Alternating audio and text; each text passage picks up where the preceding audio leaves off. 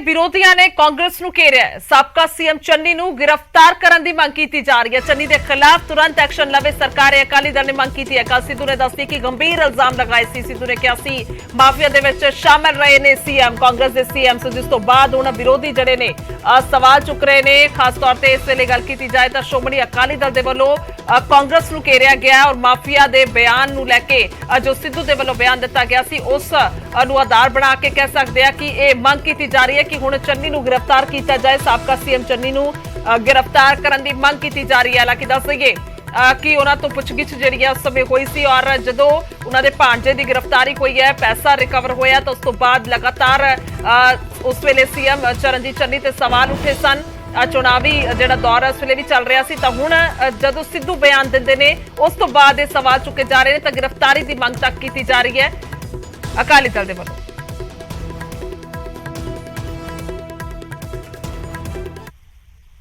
देखो एक गल है कि कांग्रेस के साबका प्रधान ते सीनियर आगू ने ये गल कही है कि पंजाब के मौजूदा तत्कालीन जिहड़े मुख्यमंत्री सी वो रेत माफिया बने हुए सी। मेरा ख्याल है कि इस तो बाद कोई वड्डे सबूतों की लोड़ नहीं है।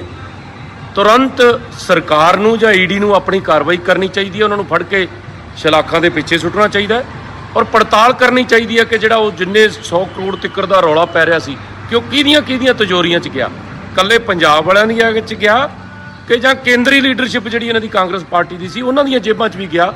ਮੇਰਾ ਖਿਆਲ ਹੈ ਕਿ ਬਿੱਲੀ ਥੱਲਿਓਂ ਬਾਹਰ ਆ ਚੁੱਕੀ ਹੈ। ਇਹ ਤੁਰੰਤ ਇਹਦੀ ਤਕੜੇ ਪੱਧਰ ਤੇ ਛਾਣਬੀਣ ਕਰਕੇ ਜਿਹੜੇ ਵੀ ਜ਼ਿੰਮੇਵਾਰ ਲੋਕ ਨੇ ਉਹਨਾਂ ਨੂੰ ਸ਼ਲਾਖਾਂ ਪਿੱਛੇ ਭੇਜਣਾ ਚਾਹੀਦਾ।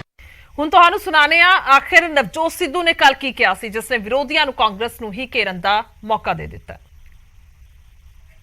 ਕਾਂਗਰਸ ਅਗਰ ਐਨਾਲਾਈਜ਼ ਕਰੂਗੀ ਔਰ ਮੈਂ ਪਹਿਲਾਂ ਬਿਲਕੁਲ ਨਹੀਂ ਬੋਲਿਆ, ਹਰ ਬੰਦੇ ਨੂੰ ਅਧਿਕਾਰ ਹੈ ਬੋਲਣ ਦਾ, ਲੇਕਿਨ ਅੱਜ ਮੈਂ ਡੰਕੇ ਦੀ ਝੋਟ ਤੇ ਕਹਿਣਾ ਅਗਰ ਕਾਂਗਰਸ ਹਾਰੀ ਤੇ 5 ਸਾਲ ਦੇ ਮਾਫੀਆ ਰਾਜ ਕਰਕੇ ਹਾਰੀ।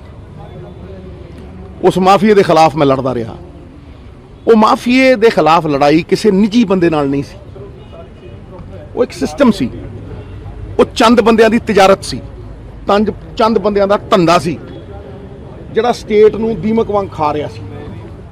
ਉਹਦੇ 'ਚ ਚੀਫ ਮਿਨਿਸਟਰ ਇਨਵੋਲਵਡ ਸੀ, ਬੀਤ ਗਏ, ਚਲੇ ਗਏ, ਗੁੰਮ ਗਏ। ਸਾਫ਼ ਤੌਰ ਤੇ ਜਿਸ ਤਰ੍ਹਾਂ ਦੇ ਨਾਲ ਇਹ ਮੁੱਦਾ ਹੁਣ ਚੁੱਕਿਆ ਜਾ ਰਿਹਾ ਤਾਂ ਵਿਰੋਧੀਆਂ ਦੇ ਵੱਲੋਂ ਵੀ ਸਵਾਲ ਚੁੱਕੇ ਜਾ ਰਹੇ ਨੇ ਔਰ ਗ੍ਰਿਫਤਾਰੀ ਤੱਕ ਦੀ ਮੰਗ ਕੀਤੀ ਗਈ ਹੈ। ਅੱਗੇ ਵਧਦੇ ਹਾਂ ਤੇ ਗੱਲ ਕਰਾਂਗੇ ਹੁਣ ਪੰਜਾਬ ਕਾਂਗਰਸ ਪ੍ਰਧਾਨ ਰਾਜਾ ਵੜਿੰਗ ਦੀ, ਜਿਨ੍ਹਾਂ ਨੂੰ ਜੁਰਮਾਨਾ ਲੱਗਿਆ ਹੈ।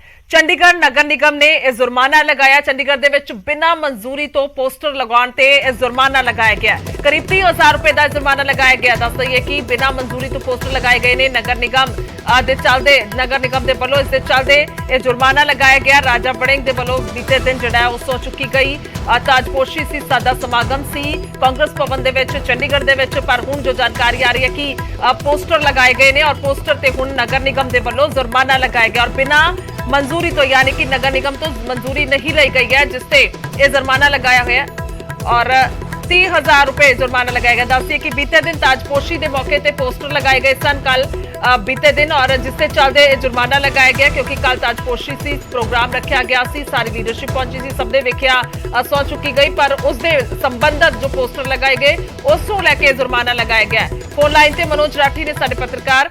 मनोज की कुछ जानकारी है?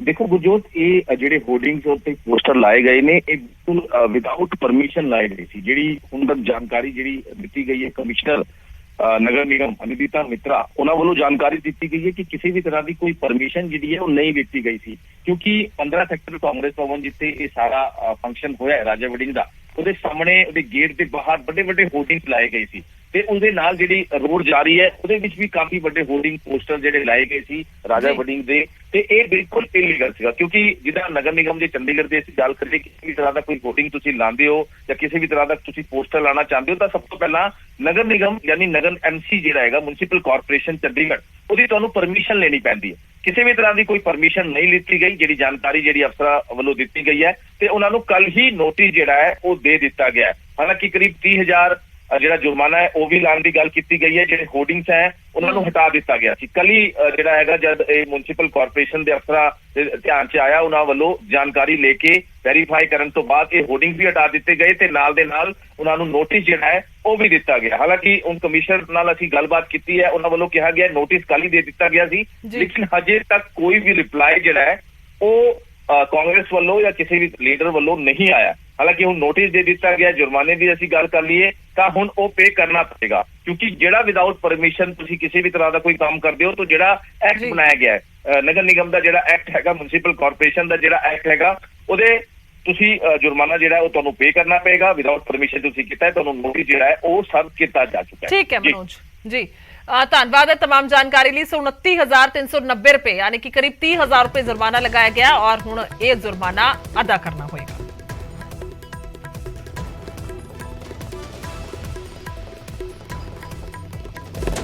ਅੱਗੇ ਵਧਦੇ ਹਾਂ, ਅੰਮ੍ਰਿਤਸਰ ਦੇ ਵੱਲ ਰੁਕ ਕਰਾਂਗੇ, ਜਿੱਥੇ ਟਾਵਰ ਤੇ ਨੌਜਵਾਨ ਚੜਿਆ ਹੋਇਆ ਔਰ ਦਿਮਾਗੀ ਤੌਰ ਤੇ ਉਹ ਨੌਜਵਾਨ ਜਿਹੜਾ ਹੈ ਪਰੇਸ਼ਾਨ ਦੱਸਿਆ ਜਾ ਰਿਹਾ ਹੈ।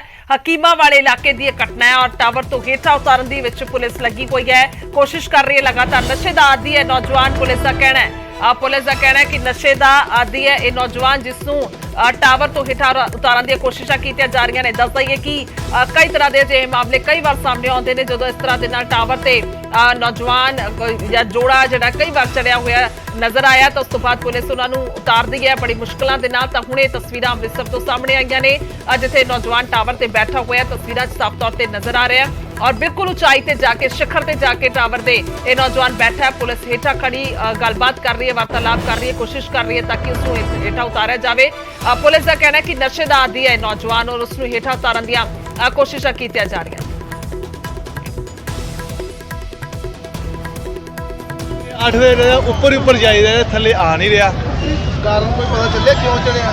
ਨਹੀਂ, ਇਹਦਾ ਕੋਈ ਕਾਰਨ ਨਹੀਂ ਹੈ, ਨਸ਼ੇ ਦੀ ਹਾਲਤ 'ਚ ਉੱਪਰ ਚੜ ਗਿਆ ਹੈ। ਠੀਕ ਹੈ, ਤੇ ਕੋਈ ਸਰਕਾਰ ਕੋ ਸਾਡੇ ਕੋਲ ਫੈਸਿਲਿਟੀ ਨਹੀਂ ਕਿ ਵੀ ਥੱਲੇ ਫਾਇਰ ਬ੍ਰਿਗੇਡ ਵੀ ਆਈ ਹੈ, ਪੁਲਿਸ ਪ੍ਰਸ਼ਾਸਨ ਵੀ ਗਏ ਆ, ਕੁਝ ਲੋਕ ਇਹਨੂੰ ਥੱਲੇ ਉਤਾਰਨ ਲਈ ਵੀ ਗਏ ਸੀ, ਪਰ ਉਹ ਆ ਨਹੀਂ ਰਿਹਾ ਥੱਲੇ। ਹੈਗਾ 8 ਵਜੇ ਆਪਾਂ ਵੇਖਿਆ ਦੁਕਾਨ ਖੋਲੀ, ਦੁਕਾਨ ਬੜੀ ਸਾਹਮਣੇ ਹੀ ਦੁਕਾਨ ਖੋਲੀ ਤੇ ਆਪਾਂ ਵੇਖਿਆ ਟਾਵਰ ਤੇ ਚੜਿਆ ਵਾ, ਤੇ ਵੇਖਿਆ ਤੇ ਕਿ ਨਾ ਉਤਰਨ ਦਾ ਕਹਿੰਦੇ ਆ ਉਤਰਨ ਦਾ ਨਾਮ ਨਹੀਂ ਲੈਂਦੇ ਆ। ਬੰਦੇ ਨੇ ਕੋਈ ਨਸ਼ਾ ਕਰਦਾ ਬੰਦਾ, ਨਸ਼ੇ ਦੀ ਹਾਲਤ ਦੇ ਵਿੱਚ ਇਹ ਟਾਵਰ ਚੜ ਗਿਆ। ਇਹਦੇ ਤਾਰਨ ਵਾਸਤੇ ਪ੍ਰਬੰਧ ਕੀਤੇ ਜਾ ਰਹੇ, ਐਂਬੂਲੈਂਸ ਮੰਗਾ ਲਈ ਹੈ, ਫਾਇਰ ਬ੍ਰਿਗੇਡ ਦੀ ਗੱਡੀ ਮੰਗਾ ਲਈ ਹੈ, ਉਹ ਸਾਡੇ ਸੀਨੀਅਰ ਅਫਸਰ ਜਿਹੜੇ ਮੌਕੇ 'ਤੇ ਆ ਰਹੇ ਨੇ।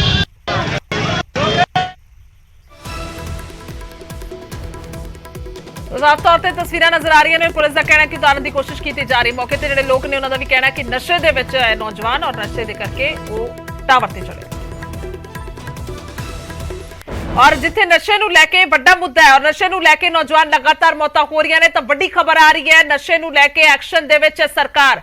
ਸੀਐਮ ਮਾਨ ਹਾਈ ਲੈਵਲ ਮੀਟਿੰਗ ਕਰ ਰਹੇ ਨੇ ਨਸ਼ੇ ਦੇ ਮੁੱਦੇ ਤੇ। ਡੀਜੀਪੀ ਚੀਫ ਸੈਕਟਰੀ ਮੀਟਿੰਗ ਦੇ ਵਿੱਚ ਮੌਜੂਦ ਨੇ। ਸੂਬੇ ਦੇ ਵਿੱਚੋਂ ਨਸ਼ੇ ਨੂੰ ਖਤਮ ਕਰਨ ਤੇ ਚਰਚਾ ਹੋ ਰਹੀ ਹੈ ਕਿ ਕਿਸ ਤਰ੍ਹਾਂ ਦੇ ਨਾਲ ਇਹ ਬੁਣਿਆ ਹੋਇਆ ਜਾਲ ਜੋ ਪੂਰੀ ਤਰ੍ਹਾਂ ਦੇ ਨਾਲ ਘਰ ਕਰ ਚੁੱਕਿਆ ਪੰਜਾਬ ਦੇ ਵਿੱਚ, ਇਸ ਨੂੰ ਕਿਵੇਂ ਹਟਾਇਆ ਜਾਵੇ, ਕਿਉਂਕਿ ਨਸ਼ੇ ਦਾ ਕੋੜ ਲਗਾਤਾਰ ਨੌਜਵਾਨਾਂ ਦੀਆਂ ਜਾਨਾਂ ਲੈ ਰਿਹਾ। ਲਗਾਤਾਰ ਇਹ ਖਬਰਾਂ ਸਾਹਮਣੇ ਆ ਰਹੀਆਂ ਨੇ ਵੱਖ-ਵੱਖ ਥਾਵਾਂ ਤੋਂ, ਜਦੋਂ ਨਸ਼ੇ ਦੀਆਂ ਸਰਿੰਜਾਂ ਦੇ ਨਾਲ ਨੌਜਵਾਨਾਂ ਦੀਆਂ ਲਾਸ਼ਾਂ ਬਰਾਮਦ ਹੁੰਦੀਆਂ ਨੇ, ਉਹਨਾਂ ਦੇ ਕੋਲ ਅਜਿਹੇ ਸਮਾਨ ਬਰਾਮਦ ਹੁੰਦੇ ਨੇ ਜਿਸ ਤੋਂ ਸਾਫ਼ ਨਜ਼ਰ ਆਉਂਦਾ ਹੈ ਕਿ ਨਸ਼ੇ ਦੀ ਓਵਰਡੋਜ਼ ਦੇ ਨਾਲ ਉਸ ਦੀ ਮੌਤ ਹੋਈ ਹੈ।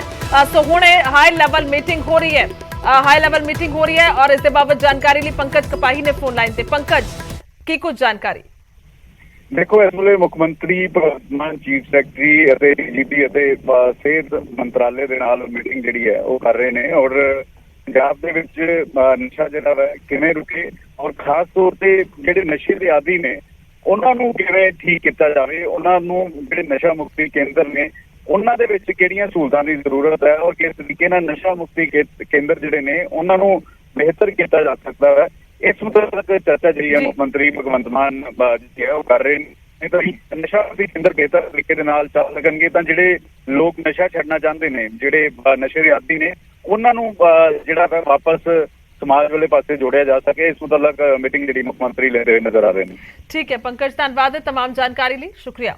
ਸੋ ਹਾਈ ਲੈਵਲ ਮੀਟਿੰਗ ਹੋ ਰਹੀ ਹੈ ਔਰ ਕਿਵੇਂ ਇਸ ਤੇ ਕੰਮ ਕੀਤਾ ਜਾਏ। ਪਿਛਲੇ ਦਿਨਾਂ ਦੇ ਵਿੱਚ ਖਬਰ ਆਉਂਦੀ ਹੈ ਕਿ ਬਠਿੰਡਾ ਦੇ ਵਿੱਚ ਬਹੁਤ ਹੀ ਵੱਡੀ ਤਾਦਾਦ ਉਹਨਾਂ ਨੌਜਵਾਨਾਂ ਦੀ ਹੈ ਜੋ ਨਸ਼ਾ ਛੱਡਣਾ ਚਾਹੁੰਦੇ ਨੇ, ਪਰ ਉਹ ਕਿਵੇਂ ਪੋਸੀਬਲ ਹੋਏਗਾ, ਇਸ ਨੂੰ ਲੈ ਕੇ ਚਰਚਾ ਹੋਈ।